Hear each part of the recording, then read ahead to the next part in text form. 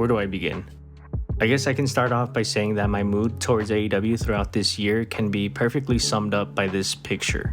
Just 1 month ago, I made a video after Wrestle Dream and called it a statement show. That pay-per-view was filled with great moments and matches which had me yelling, "We're so back" from the rooftops. About 2 months ago, I also made a video about AEW's overprotective booking, and since then, we got matches such as Jay White vs Andrade, Hangman vs Jay White, Swerve vs Danielson, and MJF vs Kenny Omega, all on television. You're welcome.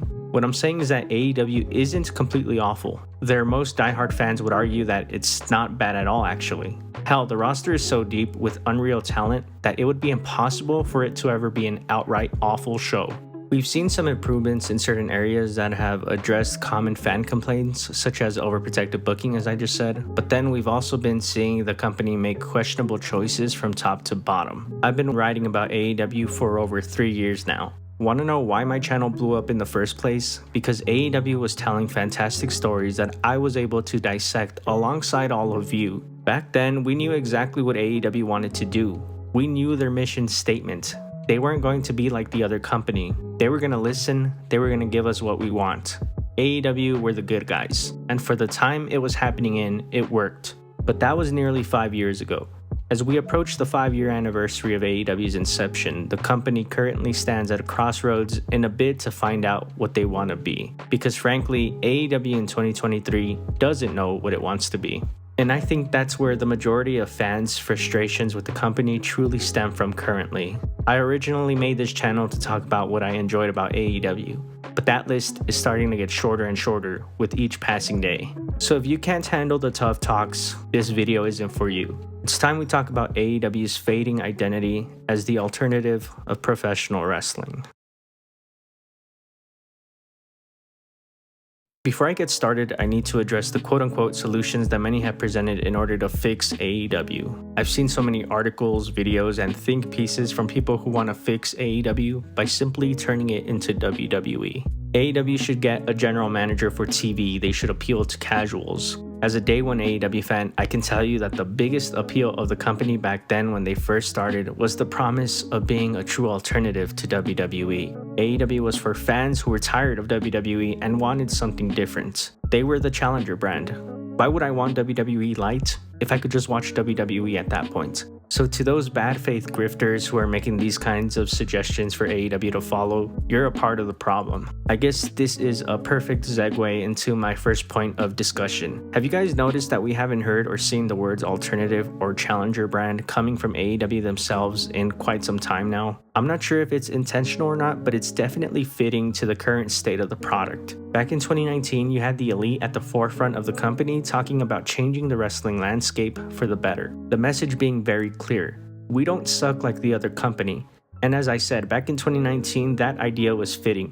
WWE was running off fans at a record pace due to bad creative.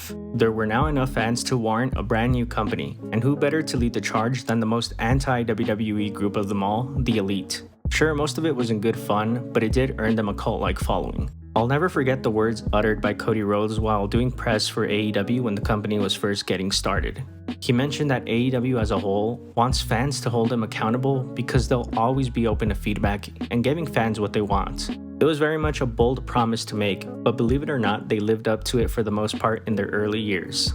Things like the Nightmare Collective and the original version of the Dark Order were quickly and quietly scrapped after fans voiced displeasure with the angles. Promises of equal pay for men and women, angles that weren't going to insult our intelligence, and of course, the infamous promise of a sports-based presentation.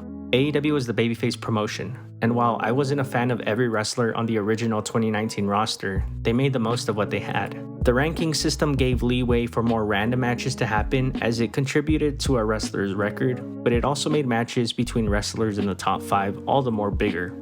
By 2022, the ranking system was heavily flawed, but in the early days, it was just another small example of AEW being what they promised to be, an alternative. And because the roster was smaller, the stories were too. I mean that in a good way. For example, while we did have a little bit of larger-than-life seep into the stories every now and then, such as the Jericho and Cody feud, the majority of the angles were mostly grounded in reality. The most popular example being the one of Hangman Page's struggles with himself and his friends. When people say they miss 2019 AEW, they don't mean they miss Joey Janela and Shawn Spears being on TV. They mean they miss the aura of AEW feeling different. The stories were tight, the matches were fast-paced, and the presentation was different to WWE's. Something as subtle as actually lighting the crowd back in 2019 reminded you that you weren't watching WWE. AEW had an identity, and because of that, fans latched onto their mission statement to be something unique in the professional wrestling landscape. I can recall the first time I saw something on AEW TV that was so bad it reminded me of WWE. It was the previously mentioned Nightmare Collective. And again, that was dropped very quickly. Another one, however, was the debut of Matt Hardy where he brought over his broken gimmick.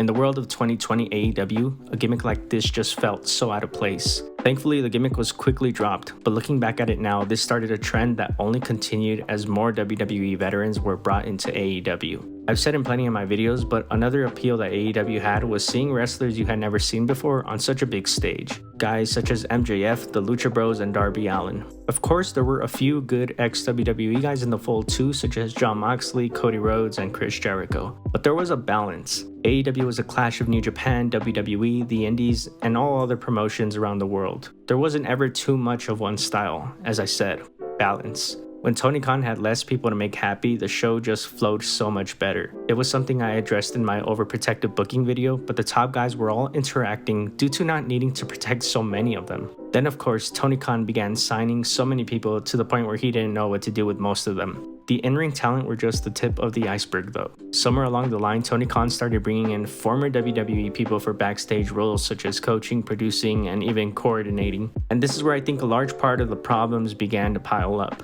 Tony Khan is a nice guy, he wants to keep everyone happy, but it's become very apparent that too many people who only know one style of wrestling, the WWE way, have gotten into his ear. This has led to way more sports entertainment style angles that AEW usually kept to a minimum. And don't get me wrong, I know that it's American Pro Wrestling and that every now and then an angle like this will happen, but to have entire episodes of TV filled with the ha-has and the yuck-yucks isn't what we wanted out of AEW back in 2019. Why has Jeff Jarrett gotten 7 title matches so far this year? Why is Paul White about to be in a match alongside Kenny Omega? Why is the world champion MJF now leaning far too heavily on the comedy when we all know he's capable of so much more? And why oh why did Tony Khan just sign a 74-year-old Ric Flair to a multi-year deal? You've lost the moral high ground, dude. Please stop tweeting about Vince McMahon at this point. The backlash over the announcement says it all really. Even if you're one of those weirdos who think cancel culture is out to get Ric Flair, you can't say he has anything to offer at his age. It's yet another signing that has further proven that AEW has long strayed away from what they set out to be when they first started. Another thing that doesn't bother me personally, but can see why it does others, is the played out major announcements. When I hear that, I disregard it, but clearly for others it's become a case of boy who cried wolf. Tony doesn't need to announce ahead of time that they'll be revealing the all-in ticket sale date. Just announce it the day of without hyping it up and you save yourself a whole lot of trouble and backlash. It's clear that there's a disconnect between Tony Khan and the audience. This is the same guy who used to say he would put on the best show possible for a wrestling fan because he's a fan himself. But complaints about his tired cliches are apparently falling on deaf ears. He needs people to tell him no or take responsibility. The company that once said they'd always listen to fans no longer care to hear out their most loyal supporters. This isn't an alternative, and this isn't AEW.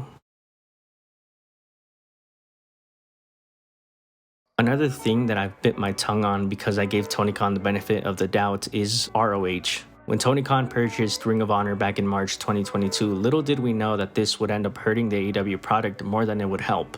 I'm not one of those guys who's gonna constantly be yelling too many titles, but I also can't deny that the show felt much more focused when we just had the Men's World, TNT, Women's World, and Tag Team titles. The TBS title was an inoffensive addition, but I know people started to worry when the Trios and the International title got added. Personally, I think both of those came at about a time when they were needed, and as of right now, the only title not really clicking are the Trios titles. But then you add all the titles from Ring of Honor and yeah, we have a problem. I mean this in the least offensive way possible, but if I wanted to watch Ring of Honor, Tony, I'd watch Ring of Honor. I simply don't care when an AEW wrestler wins an ROH title. I mean just look at Hangman and the Young Bucks. What did they do with the ROH 6-man titles? Absolutely nothing. One of the coolest things that AEW offers is crossovers with other promotions. But ROH is now owned by Tony Khan just as AEW is. This is like when WWE would claim SmackDown and Raw crossing over was a huge deal. It's not, both are owned by the same guy. I call it out when WWE does it, and I'm going to do the same for AEW. The funny thing is, this video is about how AEW doesn't know what it wants to be, but I think ROH is facing that problem tenfold.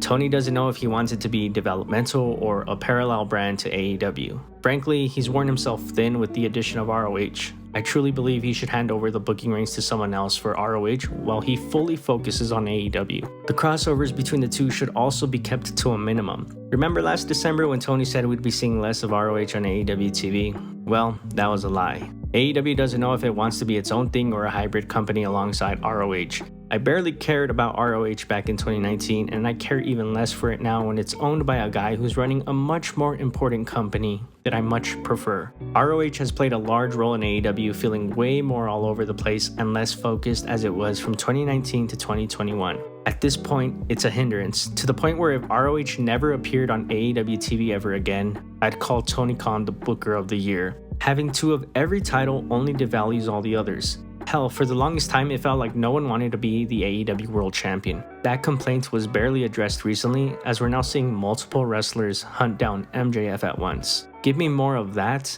and less of wrestlers winning the consolation world title.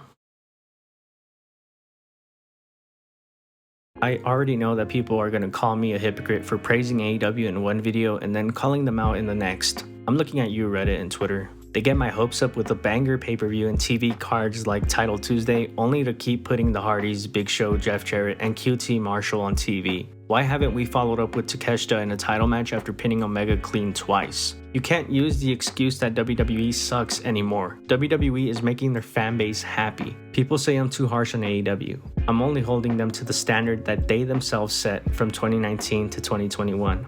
It couldn't be 2021 forever, but it doesn't have to be this. AEW could be so much better. They have the minds and the roster for it.